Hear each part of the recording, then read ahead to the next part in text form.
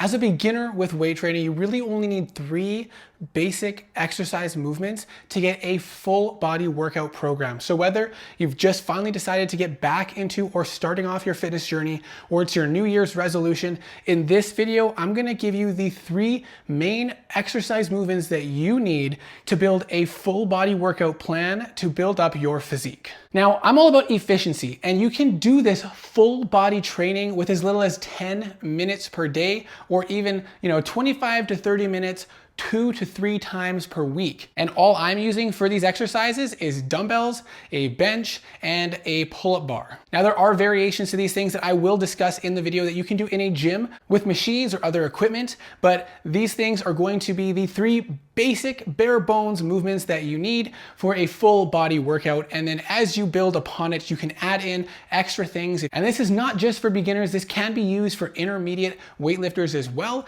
If you adjust the intensity and the volume, or if you're going through a maintenance phase or you're really busy and you're just trying to do the minimum that you need to maintain your muscle, this will be a perfect, very time efficient workout for you. So I'm gonna share with you the 3 main movements. I'm gonna go through each of them and the variations that you can do. And then at the end, I'm gonna give you some tips to even further increase the efficiency and reduce the time requirement needed for your training. So make sure you stick around until the end. The first movement is going to be a pressing motion, and we are going to focus on an incline press.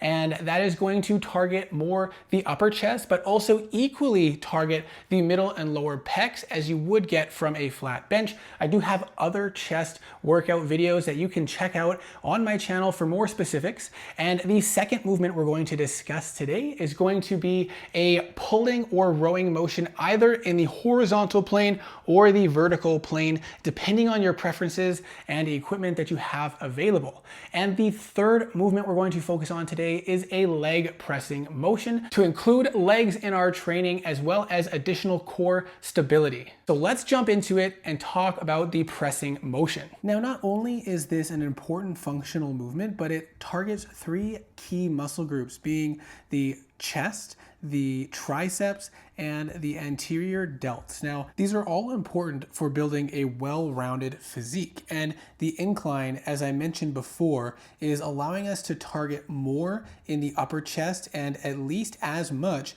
in the middle and lower chest for overall better chest development. When you're doing this, you want to make sure you're keeping your shoulders back and your shoulder blades tucked in and down, and initiating and focusing primarily on using your chest for this movement. You are going to want to avoid allowing your shoulders to rotate in and down, as you're going to focus too much effort into the delts and take away from the chest. And in the future, you can add lateral shoulder raises to round off your shoulder training. And if you have access to a barbell bench press setup, either at home or at the gym, you can do that as well. And if you're not comfortable with the incline bench, you can do it at a slightly lower incline or even flat bench until you build some strength and comfort with the motion. You can also use a machine press if you have access to it and that feels better to you. But we really want to make sure we're getting that compound chest press motion where we're activating the chest, we're activating the triceps, and we're activating the anterior delts. If down the road you want to add in more volume for your chest and you want to do some chest isolation like flies, then you can do that as well. As I mentioned, the second exercise movement that we are doing is a pulling motion. If you have access to a rowing machine, you can do a row or a lat pull down machine. I have a pull-up setup which I've been focusing on mostly for my training, and you can do pull-ups with body weight. You can put dumbbells between your legs or get a strap to put around your waist to hold the weight up to help increase the resistance if you are more advanced. If you're very new and you can barely do 1 or 2, you can use a band that you can see hanging from my pull-up bar that my wife uses, which will help you with your pull-up. And you can do it with your palms facing away from you or with your palms facing towards you. It doesn't really matter. There's very subtle differences. You can do whatever feels most comfortable, or you can do a mix of both like I do. If you don't have access to a pull-up bar, you can do dumbbell rows, either 1 arm at a time or 2 arms at a time. I recommend doing a supported row rather than a bent over row until you get more comfortable with the technique and are building the strength in your back. and you want to focus on the stretch, letting your arms hang down as low as possible and then pulling your elbows up and behind you. You're also going to get a moderate amount of bicep training out of this, and depending on the exercise you choose, some rear delt training. Now really quick, before we move on to the third and final exercise, please, if you're finding this video helpful, take a moment to hit that like button, consider subscribing to the channel, and drop a comment down below to tell me if this is a new goal of yours, you're getting back into fitness, or just a little bit about your fitness journey. And if this is too basic for you, please take a look at the video that I'm going to link above that has a more complete exercise program, full body, that can be done at home with just dumbbells. Now, just like with back, there are a lot of options for the leg pressing motion, and I'm going to share with you the main ones that I do, a couple tips or tricks to make it a little bit more effective for you. But you can really use any sort of leg motion. If you want to use a typical barbell squat, a Smith machine squat, a leg press machine, a hack squat machine, dumbbell squats, whatever you want to use, whatever you have available, whatever works best for you. You can even do body weight, single leg, reverse lunges, whatever it takes to get that leg motion.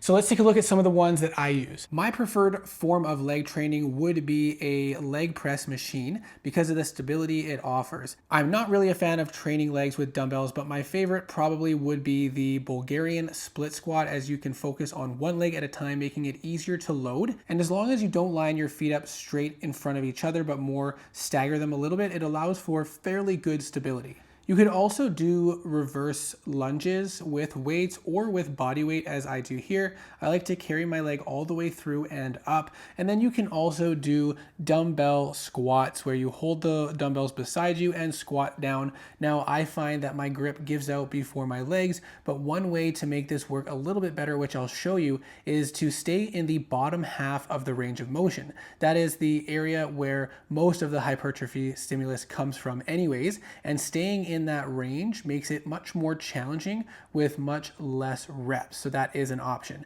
Other things you can do to increase the efficiency of your workout is to superset. So you would pair up two exercises. For example, you would do your first set of back, so your pull-ups, and when you finish your first set, you would take a short 20-second break to catch your breath and then jump into your chest press. And then once you finish that set, you would take another short break to catch your breath and then back into your back exercise and bounce back and forth like that, so you're not resting for as long in total. Another option, which is a bit more advanced, but something that I've been enjoying recently, which really helps speed up the workout, is using effective reps or rest pause training. So you would do as many reps as you can with your weight, and then you would only take a 15 to 30 second break at the end and then jump right back into it. You're probably only going to be able to do 4, 5, 6, 7, 8, depending on the weight and how many reps you did the first round, but it's probably going to be at least half. And then again, a 15 to 30 second break and right back into it. You're not going to get as many reps with each set, but you're going to be resting a significant amount less, and each rep that you do is going to be much more effective at stimulating muscle growth, and you won't have as much excess reps that you're doing to get to those challenging reps. So that's it. That's all you need to start your fitness journey and potentially build an impressive physique with as little as 3 exercises and as little as 10 minutes per day. And let's be honest, we can all carve out 10 minutes a day to benefit our physical and mental health. So if you found this video helpful, please hit that like button, consider subscribing, check out some of my other videos for helpful workouts or exercises, and let me know in the comments where you're at with your journey, what from this video is helpful, if it inspires you to start your journey, or what parts of this you might use and what other things you might add. And I really do hope to see you in the next video.